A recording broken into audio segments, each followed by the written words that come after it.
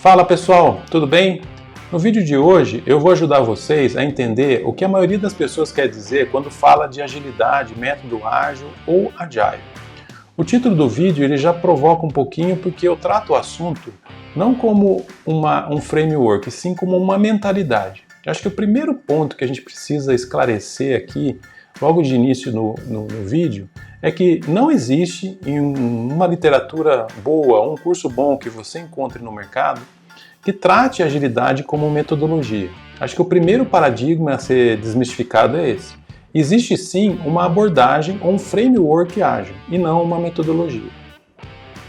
Uma das principais diferenças entre a abordagem ágil para um determinado projeto, diferentemente do modelo waterfall, que é o modelo em cascata, né, isso traduzindo para o português, e aí eu vou até gravar um vídeo aí para falar um pouquinho sobre a metodologia em cascata ou waterfall, para fazer um comparativo entre o framework ágil e a metodologia waterfall. A abordagem ágil, ou a mentalidade ágil, ela divide o processo de desenvolvimento em etapas. Ela é mais flexível, os testes e mudanças acontecem ao longo do projeto. Isso quer dizer então, Delafina, que o modelo tradicional ou waterfall é defasado? Não, galera, não é assim que funciona. Existem projetos e projetos, depende da característica de cada um. Tem abordagem que melhor se encaixa em um e não se encaixa tão bem em outros. Falando especificamente do framework ágil, e aqui eu pego como exemplo o Scrum, eu acho legal compartilhar com vocês que ele é fundamentado em 4 valores principais aqui. O primeiro é: indivíduos e interações são mais valorizados que processos e ferramentas.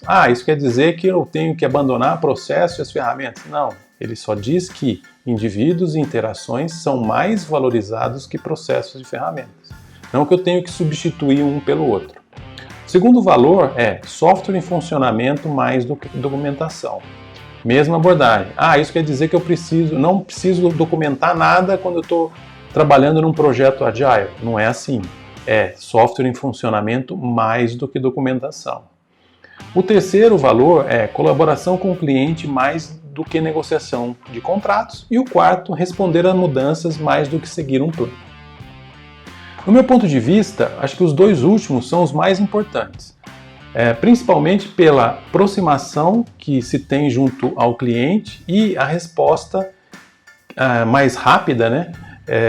Que a gente precisa dar em função da velocidade que as coisas acontecem no mundo de hoje. Dentro do framework Scrum, a gente tem alguns papéis importantes e eu vou detalhar aqui para vocês quais são. Acho que o primeiro deles, tenho certeza. O primeiro deles é o Scrum Master, o segundo o Product Owner e o time de desenvolvimento. Não quer dizer que um é mais importante que o outro, tá? O Scrum Master ele é o responsável por fazer o processo acontecer dentro do framework Scrum. Ele tem que garantir que todas as cerimônias sejam seguidas dentro daquilo que o framework orienta. O Product Owner é o responsável pelos requisitos do projeto, ou seja, priorizar, detalhar, gerenciar e compartilhar tudo aquilo que deve ser trabalhado pela equipe e que é importante para o cliente. E a equipe de desenvolvimento é a responsável por transformar os requisitos em sistema em funcionamento. Vale reforçar também, pessoal, que no Scrum não existe a hierarquia, como eu falei para vocês ali no início. Apesar de eu ter falado, Scrum, Product Owner e time de desenvolvimento, todos têm um papel bem definido e uma importância bem atribuída. Então, eles trabalham em conjunto para a entrega do projeto. Dentro do framework Scrum também existem algumas cerimônias que devem ser seguidas, tá? A primeira delas é o planejamento da sprint, ou seja, a gente precisa definir, estimar todos os requisitos que farão parte da sprint, que são mais relevantes para o cliente. A sprint ela tem aí um tempo entre 2 a 4 semanas. E esse tempo é definido pela equipe Scrum, porque o framework Scrum não define o tempo e dá essa autonomia, essa liberdade para o time Scrum. Uma vez definido o tamanho da sprint, ela não pode variar até o final do projeto. Ou seja, se eu definir uma sprint com 2 semanas, a duração de todas as demais sprints desse projeto deve ser e tem que ser 2 semanas. Em geral, se utiliza como padrão, vamos dizer assim, não é um padrão, mas o mercado, quando você trabalha aí com diferentes consultorias, em diferentes clientes aí com projetos ágeis, a gente percebe que todos os times eles utilizam aí 2 semanas de tempo para executar aí as atividades de desenvolvimento e, como eu comentei, tem que se manter até o final do projeto. A segunda cerimônia é a daily, ou seja, a reunião diária que acontece todos os dias dentro da sprint, depois que a sprint é iniciada. Em geral, ela dura aí 15 minutos, ela dura 15 minutos e todos participam e compartilham o que trabalharam no dia anterior. Quais foram os impedimentos que eles tiveram e o que eles vão fazer no dia. Tá? A terceira cerimônia é a revisão da sprint. Ela acontece no último dia da sprint e todos do time participam, mais os responsáveis pela aprovação daquilo que foi desenvolvido. Durante essa reunião é compartilhado, de novo, o que foi entregue, aquilo que funcionou bem, o que não funcionou, se dá feedbacks entre as pessoas que participaram e também o aceite daquilo que foi desenvolvido dentro do período. A quarta cerimônia é a retrospectiva da sprint. Ela tem aí uma duração de 1 hora, onde o time Scrum participa e discute principalmente as dificuldades que eles tiveram durante a última sprint. Eles trocam experiências, falam de problemas, impedimentos que tiveram e aquilo que se pode melhorar para a próxima sprint.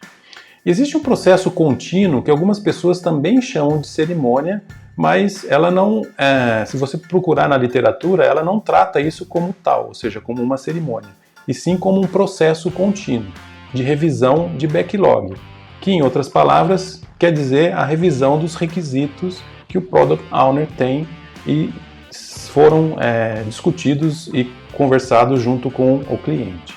Tá? Pessoal, esse aqui, para quem não conhece, é o framework do Scrum, demonstrando aí os principais papéis que eu mencionei anteriormente, bem como as cerimônias que eu também expliquei ali de forma bem rápida e resumida. Tá?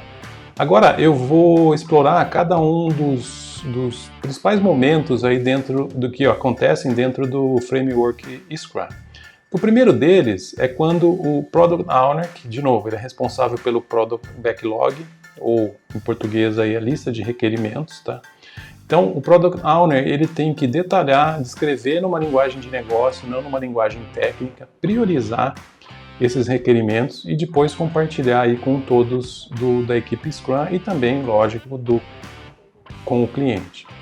Depois desse momento, a gente tem um segundo momento que é o planejamento da sprint. No planejamento da sprint, a gente tem um momento ali onde o time de desenvolvimento, mais Scrum Master, mais Product Owner, eles se reúnem e eles discutem dos requisitos que foram priorizados e detalhados pelo Product Owner, quais vão ser incluídos dentro da sprint, tá? Para eles criarem, nesse momento, o Sprint Backlog, ou Backlog da sprint. Tá? Nessa reunião de planejamento aí da sprint, o Product Owner ele deve compartilhar e explicar para o time de desenvolvimento, para o Scrum Master, o que significa cada um dos requisitos, e, de novo, por isso da linguagem de negócio, para que isso facilite o entendimento tanto da equipe Scrum e também do cliente. Depois que ele compartilha isso tudo e a equipe Scrum define quais são os requisitos que vão fazer parte da sprint, eles estimam essas atividades e para que eles possam se organizar e trabalhar no desenvolvimento durante a duração da sprint. Aqui no terceiro grande bloco aqui, a gente já mostra um pouquinho a execução da sprint propriamente dita. No nosso exemplo aqui, com o tempo de duração de 2 semanas ou 15 dias. Também está descrito ali as reuniões diárias, que acontecem todos os dias, no máximo de 15 minutos, onde todos participam, Scrum Master, time de desenvolvimento, onde eles discutem ali os principais problemas, o que tiveram, o que eles vão fazer no dia corrente, certo? Ao final da sprint, o objetivo principal é sempre entregar um software em funcionamento, tá? Depois disso, de finalizada ali a sprint, acontece a revisão da sprint, onde se apresenta o que foi desenvolvido durante essas 2 semanas para os clientes. Geralmente existem ali alguns representantes, né, que têm esse papel, que vão entender, vão avaliar e vão aprovar o que foi desenvolvido, e também se discute os principais problemas, alguns feedbacks, alguma coisa o que pode ser melhorado para a próxima sprint, enfim. Então essa reunião acontece e ali, como resultado final, você tem algumas aprovações das entregas, bem como aquilo que você, de novo, né, deve melhorar ou não, e serve de retroalimentação para o planejamento da próxima sprint, tá? Também acontece, depois, né, da revisão da sprint, a retrospectiva da sprint, aí sem a participação dos representantes, vamos dizer assim, dos clientes, para que a equipe Scrum discuta e entenda e melhore tudo aquilo que não funcionou muito bem na sprint anterior. E isso sirva também como input para a nova sprint, para que isso aconteça de forma, com certeza, melhor, né? E sempre com esse objetivo de melhorar a cada iteração, tá? Aqui eu vou compartilhar de novo o framework completo, mas o que vale a pena comentar aqui, pessoal, é que o framework ele não determina como deve ser feito o trabalho. Ele determina ali, ele estabelece alguns papéis, não determina a hierarquia, ele não determina, por exemplo, templates, como deve ser feito cada uma das atividades, ele dá essa autonomia para a equipe Scrum. Lógico que com alguns parâmetros que devem ser respeitados com aquilo que o framework fala. Então, essa é a principal característica aí de uma mentalidade ágil, de uma abordagem ágil, ok? Galera, foi isso. Espero que vocês tenham gostado e curtam aí o vídeo, se inscrevam no canal, me mandem direct, eu faço uns comentários para saber se está tudo legal aí com relação ao material e os vídeos que eu estou disponibilizando, beleza?